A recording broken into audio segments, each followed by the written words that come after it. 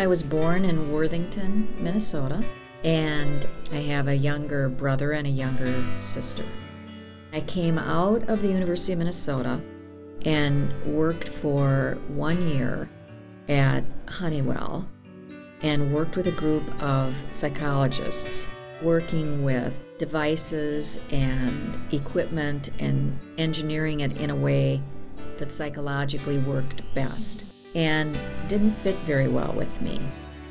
Mankato had just started offering off-campus classes, and I ran into a woman named Antusa Bryant.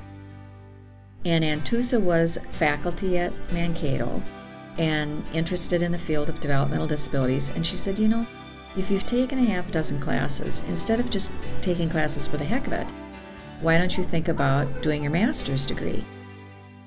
I work full-time.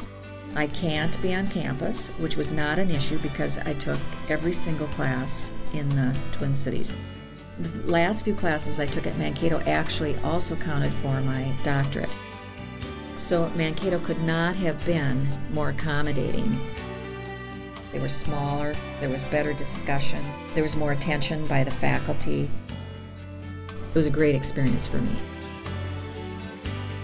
I went to another state department, Department of Administration, and ran the Management Analysis Division. We did work for the legislature and occasionally for the judicial branch. From there I went to the Minnesota Zoo. The governor called me in and said, we've let the director go. Will you go in and do it as an acting director? We had the opportunity through a collaboration. We built the School for Environmental Studies on the zoo grounds, which every year graduates 200 kids with an emphasis on environmental education. So I'm really proud of that.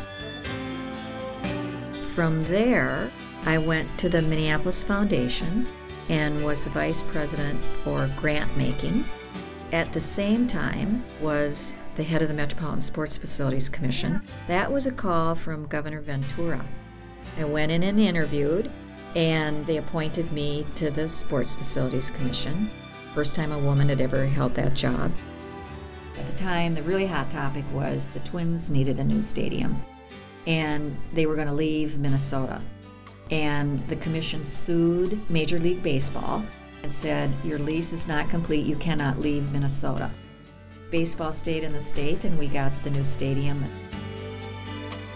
And having been at Ecumen, what I'm most proud of here is really forcing the organization to think about how services for people who are aging ought to be different. I've started to have the real blessing of serving on other nonprofit boards. And right now, I'm serving on the Vocal Essence Board.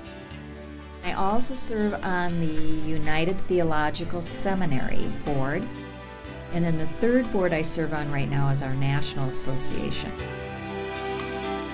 I was fortunate when I got into the work world to have people who were interested in me and wanted to see me grow. And it was a time when women were not encouraged to go into leadership positions. I think you need to be able to look at yourself and see where your strengths are and also be able to discern what your weaknesses are and then figure out how to manage them. And there's lots and lots of opportunities to do that when you're a student.